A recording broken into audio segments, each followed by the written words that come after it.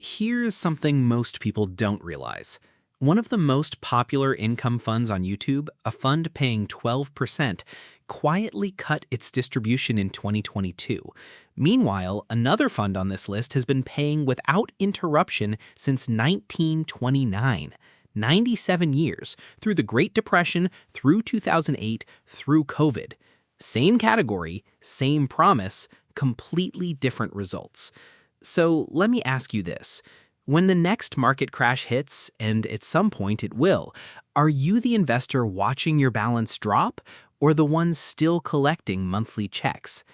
Today, I'm going to show you 10 funds that pay between 7 and 12%, funds that have kept paying through every major downturn in modern history. But I'm not just going to hand you a list and walk away. I'm going to give you the 3 questions that separate real recession-proof income from a yield trap. And that third question, the one most investors never think to ask, that's the one that would have warned you about the 12% fund before it cut. Quick note, I'm not a financial advisor or government employee. Everything here is for educational purposes only. For your specific situation, always check with a qualified professional. All right, the 3 questions. Question 1, did this fund pay through every recession? Not just last year, every recession. Question 2, is the income real? Is the fund earning enough to cover what it pays you, or is part of your check actually your own money coming back to you? And question 3, is the total return positive? Because if a fund pays you 10%, but the value of your shares drops 8%, you didn't really make 10, you made 2. Big difference. Smart retirees know the yield. The smartest ones check all 3. Let me show you what that looks like. The lights stay on funds. DNP, UTF, UTG. We're starting with the safest tier, utilities. Think about it this way. When the economy slows down, people stop buying new cars. They eat out less. They cancel trips. But nobody, and I mean nobody, stops paying the electric bill. The lights stay on. And right now, with data centers popping up everywhere for artificial intelligence, electricity demand is growing faster than it has in decades. That's why utility funds are the foundation. First, DNP, the DNP Select Income Fund. Current yield around 7.2%. It pays 6.5 cents per share every single month, and it has done so since July of 1997, nearly 30 years. No cuts, not in 2008, not during COVID, not during the 2022 bear market, just a steady check every month like clockwork. It invests in regulated utilities, the kind of businesses where revenue is practically guaranteed by law. 3-question test, passes all 3. Next, UTF, the Cohen & Steers Infrastructure Fund. Yield around 7 to 8%. This one's broader. Utilities, pipelines, toll roads, communication towers, global infrastructure. And here's the part that got my attention. UTF trades at about a 6 to 7% discount to its net asset value right now. That means for every dollar of assets inside the fund, you're paying about 93 cents, built-in margin of safety. Total return since inception in 2004, about 9.8% annualized. Never cut. Passes all 3 questions. Now, UTG, the Reeves Utility Income Fund, this one has an incredible track record. It has raised its distribution 14 times since 2004, and it has never once cut. Sounds perfect, right? Here's the number most investors never check. UTG's net asset value, the actual value of the stuff inside the fund, dropped from around $35 to the high 20s over a recent 3-year stretch. The checks kept coming, but the principal was shrinking. Why? Because the fund's payout rate was running higher than what the investments were earning. The difference came from the assets themselves. That's called return of capital, and when it happens consistently, it means part of your monthly check is your own money coming back to you. UTG passes question 1, paid through every recession. It mostly passes question 2, but question 3, total return keeping pace with the payout, that's where you see the yellow flag. Still a solid fund, just one to watch more carefully. So 3 utility funds, 2 clean passes, 1 with a flag. But there's another category that's even more recession resistant, and it comes with a tax trap that could cost you thousands if you hold it in the wrong account. The pipeline paychecks, EPD, MPLX. Pipelines, specifically Master Limited Partnerships, MLPs. Here's why pipelines work in a recession. They don't make money on the price of oil. They make money on volume, how much oil and gas flows through the pipes. Think of it like a toll road. The price of a car doesn't matter. What matters is how many cars drive through. That's the pipeline business. First, EPD, Enterprise Products Partners, the gold standard.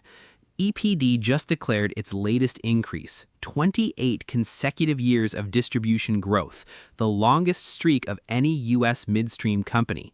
Through the 2008 financial crisis, through COVID, through every commodity crash in between. Now, the yield is around 5.8%, technically below the 7% floor in the title. I want to be upfront about that. But here's why EPD belongs on this list. With 28 straight years of raises, the yield on your original investment keeps climbing, and the coverage ratio, the cash the company earns versus what it pays out, is 1.8 times. For every dollar they send you, they earn $1.80.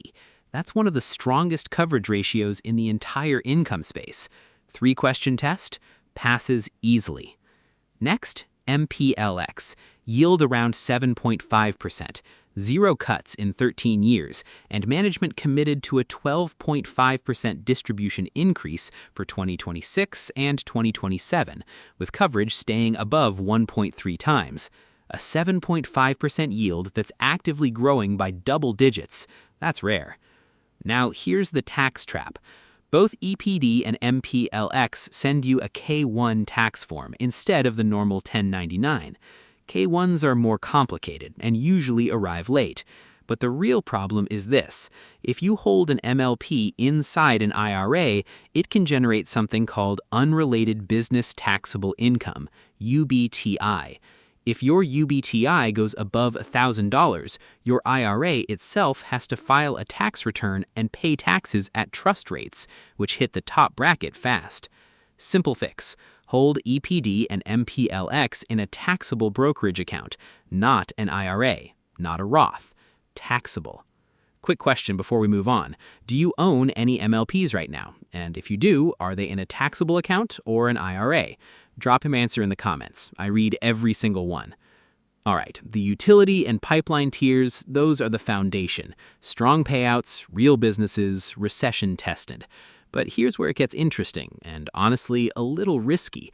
The double-digit yield tier. Funds paying 10, 11, even 16%. The question is that income real? The yield trap test. PTY, PCN, GOF, PDI. Let's start with the one that surprised me. PTY, the PIMCO Corporate and Income Opportunity Fund. Current yield about 12%. You've probably seen this fund recommended all over YouTube. Here's what most of those videos don't tell you. PIMCO cut PTY's monthly distribution in late 2022. The total payout for 2023 came in roughly 9.5% lower than 2022. It still pays well. 12% is 12%. But never cut is not true. It did cut, and it trades at a premium to its net asset value, meaning you pay more than $1 for every dollar of assets inside the fund. PTY's premium dropped from a high of 22% down to about 3.6% recently. If you bought at that 22% premium, you lost ground even while collecting checks. I think PTY is one of the most popular income funds on YouTube and one of the riskiest for retirees who don't know it cut its payout. If you hold it, don't panic, but you need to know this. PCN, PIMCO's sister fund, about 11% yield, roughly a 6.8% premium, leverage around 19%.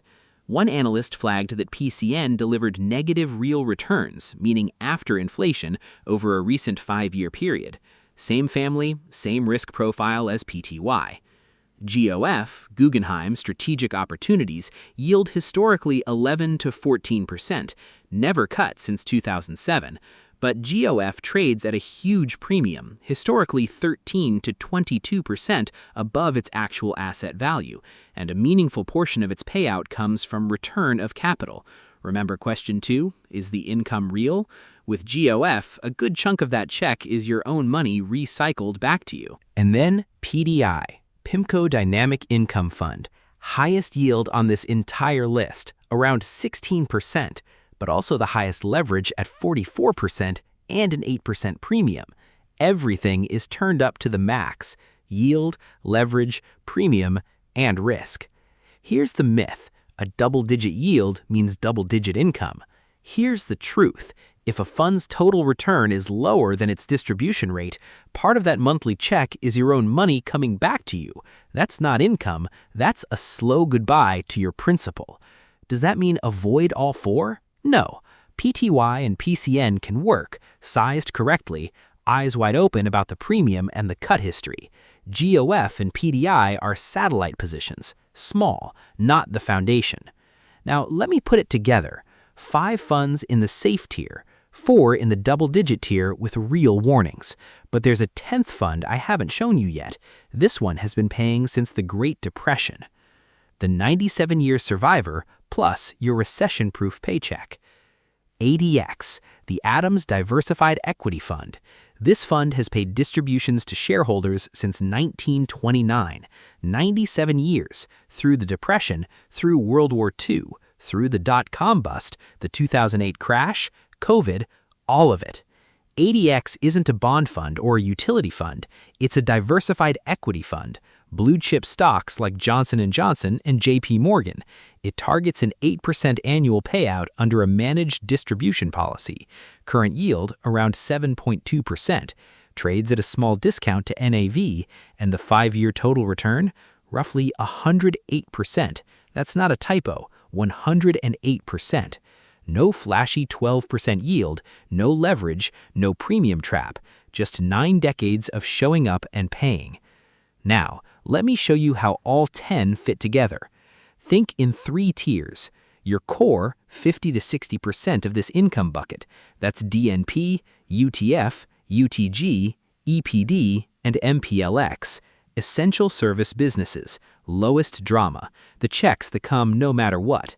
Your credit boost, 25 to 35%. That's PTY and PCN.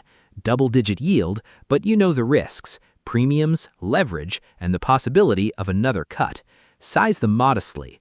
Your satellite, 10 to 15%. GOF and PDI. Highest yield, smallest allocation.